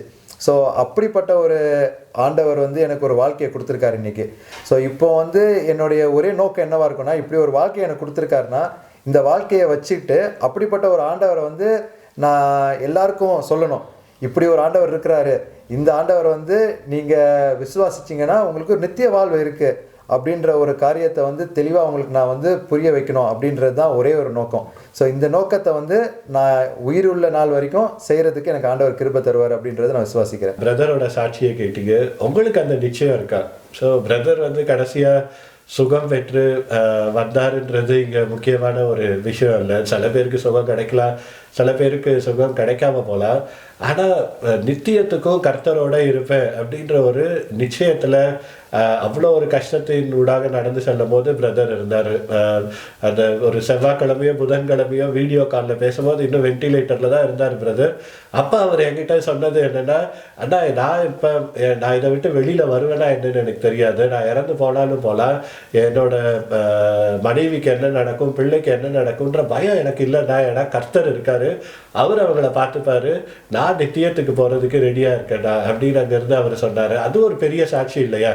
அந்த அற்புதத்தோட நித்தியத்தின் நிச்சயம் வந்து ஒரு கிறிஸ்தவனுக்கு பெரிய சாட்சி. உங்களுக்கு அந்த நிச்சயம் இருக்கான்னு அங்கேருந்து பாருங்க. கிறிஸ்து எனக்கு ஜீவன், சாமி எனக்கு ஆதாயம்னு பவுல் அங்கேருந்து சொல்றாரு. உங்களால் அது சொல்ல முடியுமா? அதுதான் இந்த சாட்சியின் மூல மெசேஜ் அங்கேருந்து இருக்கும்னு நம்புறோம். ஜெபம் பண்ணலாம். ஸ்தோத்திரம் ஆண்டவரே, இந்த ஒரு அற்புதமான ஒரு சாட்சியை எங்களுக்கு தந்ததுக்காக ஸ்தோத்திரம் ஆண்டவரே. எங்கள் எல்லாரையும் ஒரு விதவிதமான பாதையில் நீர் கடந்து கொள்ள கிருபை தந்திருக்கிறீர். அதே மாதிரி ஜான் பிரதர், எங்கேயோ இருந்த பிரதரை இங்கே யூகேக்கு கொண்டு வந்து கடந்த வருடம் இவ்வளோ ஒரு கஷ்டமான ஒரு எக்ஸ்பீரியன்ஸில் அவரை நடத்தி சென்றீங்க ஆண்டவரே. ஆனால் அதன் மூலமாக உங்களுக்காக அவர் எவ்வளோ சாட்சியாக இருக்கிறார், எத்தனை பேருக்கு உங்களை பற்றி சொல்கிறார் ஆண்டவரே. அவரோட சாட்சி என்ன கர்த்தர் சுகப்படுத்தினாருன்னு இல்லை ஆண்டவரே. That was just an outcome. அவரோட சாட்சி சுகப்படுத்தினாலும் நான் கர்த்தருக்கு உண்மையாக இருப்பேன், நித்தியத்தின் நிச்சயம் எனக்கு கிடைச்சிருக்கு அப்படின்னாங்கிறத அவர் சொன்னார். அவ்வளோ கஷ்டத்தில் இருக்கும் போது சங்கீதம் 23:4 சொல்ல மாதிரி கர்த்தர் என் கூட இருக்காருன்னு உங்களால் சொல்ல முடியுமா? ஆசீர்வாதம் இல்லை நம்மளோட சாட்சி, கஷ்டத்தின் ஊடாக கர்த்தர் என் கூட இருக்கிறார் அப்படின்றதே சாட்சின்னு இந்த டெஸ்டிமனி மூலமாக எங்களுக்கு கற்று தந்ததுக்காக உண்மை துதிக்கிறோம், உண்மை ஸ்தோத்திரிக்கிறோம். இதன் மூலமாக நிறைய மக்களோட வாழ்க்கை உண்மை நோக்கி மாறும் என்று நம்புகிறோம் ஆண்டவரே. அதற்காக உண்மை துதிக்கிறோம். பிரதரையும் அவரோட ஃபேமிலியும் ஆசீர்வதித்து இன்னும் உங்களுடைய ஊழியத்துக்கு அவங்களை பல்மடங்காக உபயோகப்படுத்தி அருளும் ஆண்டவரே. இயேசுவின் நிமித்தம் ஜெபிக்கிறோம் எங்கள் ஜீவனுள்ள நல்ல பிதாவே, ஆமென். கிறிஸ்துவுக்குள் பிரியமானவர்களே, இதோ மீண்டுமாய் உங்களை சந்திப்பதில் பெரும் மகிழ்ச்சி அடைகிறேன். அந்த ஜனவரி மாதம் ப்ரீச்சர்ஸ் ட்ரைனிங் கேம்ப் என்று சொல்லக்கூடிய ஒரு காரியத்தை நம்ம சென்னையில் வச்சுருந்தோம். இனி அடுத்த ப்ரீச்சர்ஸ் ட்ரைனிங் கேம்ப், போதிக்கிறவர்களுடைய பயிற்சிவிக்கும் கூட்டம் வருகிற ஆகஸ்ட் மாதம் 15, 16, 17, 18 இந்த 4 நாட்கள் 2024 ஆகஸ்ட் 15 18 வரை அட்டப்பாடி என்ற சொல்லக்கூடிய ஒரு கோயம்புத்தூருக்கு வெளியே உள்ள ஒரு பகுதியில் நடைபெறப் போகிறது. இது கோயம்புத்தூரிலிருந்து ஒரு 20-30 கிலோமீட்டர் தூரத்தில் இருக்கிறது. ஆகஸ்ட் மாதம் 15 18 வரை. இப்போ நான் பேசிகிட்டு இருக்கும்போது கீழே உங்களுக்கு அதனுடைய பேனர் வரும், அதில் உங்களுக்கு கான்டாக்ட் நம்பர் இருக்கும். நாங்கள் போன தடவை மாதிரியே சொற்ப இடங்கள் மாத்திரம்தான் இருக்குது. அதனால் நீங்கள் எல்லோரும் ரெஜிஸ்டர் பண்ண வேண்டியது அவசியம். கீழே உங்களுக்கு இந்த டிஸ்கிரிப்ஷனில் கூகுள் ஃபார்ம் கொடுத்துருப்போம். அதை நீங்கள் ஃபில் பண்ணி அனுப்பிச்சிங்கன்னா நீங்கள் யாரெல்லாம் தகுதி உள்ளவர்களோ அவர்களை மாத்திரம்தான் நாங்கள் எடுத்துக்கொள்வோம், எல்லாரையும் சேர்க்கறதில்ல. அதனால் நீங்கள் இதற்கு விண்ணப்பம் பண்ண வேண்டும். அந்த விண்ணப்பத்தை கொடுத்தீங்கன்னா உங்களுக்கு நாங்கள் அதுக்கு ஒரு அட்மிஷன் கொடுப்போம். அப்படிப்பட்ட மக்களுக்கு நீங்கள் எப்படி ஒரு நல்ல தேறினவர்களாய் போதிக்க முடியும், தேவனுடைய வார்த்தையை எப்படி கற்றுக்கொள்ள முடியும், நீங்கள் எப்படி தேவனுக்கென்று வாழ முடியும் என்று சொல்லக்கூடிய காரியத்தை உங்களுக்கு பயிற்றுவிப்போம். இந்த முறை என்னோடு வேறு சில ஊழியர்களும் கலந்து கொண்டு இந்த பாடங்களை உங்களுக்கு சொல்லிக் கொடுப்பாங்க, போதிப்பாங்க. நல்ல இதை எப்படி தங்களுடைய வாழ்க்கையில் பயன்படுத்தி நல்ல ஊழியர்களாய் இருக்கக்கூடிய மக்களும் அவருடைய சாட்சிகளை உங்களோடு பகிர்ந்து கொள்வார்கள். இது உங்களை தேவனுடைய வார்த்தையிலும் தேவனுடைய பிரசன்னத்திலும் நீங்கள் தேவனுக்கென்று வாழ்வதிலும் உங்களை உற்சாகப்படுத்தி உங்களை அடுத்த நிலைக்கு கொண்டு செல்வதற்கு மிகவும் பிரயோஜனமாய் இருக்கும் என்பதில் எந்த விதமான மாறுபாடான கருத்தும் இல்லை. அதனால் கூடிய விரைவிலேயே நீங்கள் இதை புக் பண்ணிட்டீங்கன்னா, இதை நீங்கள் கீழே உள்ள ஃபார்ம் அனுப்பிச்சு நீங்கள் புக் பண்ணிட்டீங்கன்னா அது உங்களுக்கு பெரிய ஆசீர்வாதமாக இருக்கும். ஆகஸ்ட் மாதம் 15ஆம் தேதி நாம் கோயம்புத்தூர் பக்கத்தில் உள்ள அட்டப்பாடியில் சந்திப்போம். God bless you. உங்களில் யாருக்காவது ஜெப தேவைகள் இருக்குமானால் நீங்கள் உங்களுடைய வீடுகளில் உங்கள் கதவை பூட்டி நீங்கள் ஆண்டவரை நோக்கி ஜெபம் பண்ணுங்கள். உங்களுடைய எல்லா விதமான பலவீனங்களை குறித்து தெரிந்து வைத்திருக்கிற தேவன் எப்போதும் ஜீவன் உள்ள தேவன். உங்களுடைய ஜெபங்களை கேட்டு உங்களுக்கு பதில் கொடுப்பார். நீங்கள் வேற ஒரு ஆள்கிட்ட போகணும், வேற ஒருத்தவங்கிட்ட போய் ஜெபத்துக்கு போகணும்னு அவசியம் இல்லை. நீங்கள் ஜெபம் பண்ண ஆண்டவராகிய இயேசு கிறிஸ்துவை ஏற்றுக்கொண்ட எல்லாரும் பிதாவாகிய தேவன்கிட்ட ஜெபம் பண்ணால் அந்த ஜெபத்தை கேட்டு பதில் கொடுக்கக்கூடிய அன்புள்ள பரமபிதா தான் நமக்கு இருக்கிறாரு. அதனால் தைரியமாக நீங்கள் ஜெபம் பண்ணுங்கள். அதே சமயத்தில் இன்னொரு காரியமும் நாங்கள் சொல்கிறோம், எங்களுக்காய் ஜெபம் பண்ணுங்க. ஏன்னா வேத வசனத்தில் அதுதான் சொல்லியிருக்கு. நீங்கள் எந்த ஊழியக்காரரையும் ஜெபம் பண்ண போங்கன்னு சொல்லலை, ஆனால் ஊழியக்காரருக்காக ஜெபம் பண்ண சொல்லியிருக்கு. நாங்கள் தைரியமாக தேவனுடைய வார்த்தை இன்னும் அதிகமாக பிரசங்கிக்க எங்களுக்காய் நீங்கள் ஜெபிக்கும்படி கேண்டிக் கொள்கிறேன். ஆமேன்.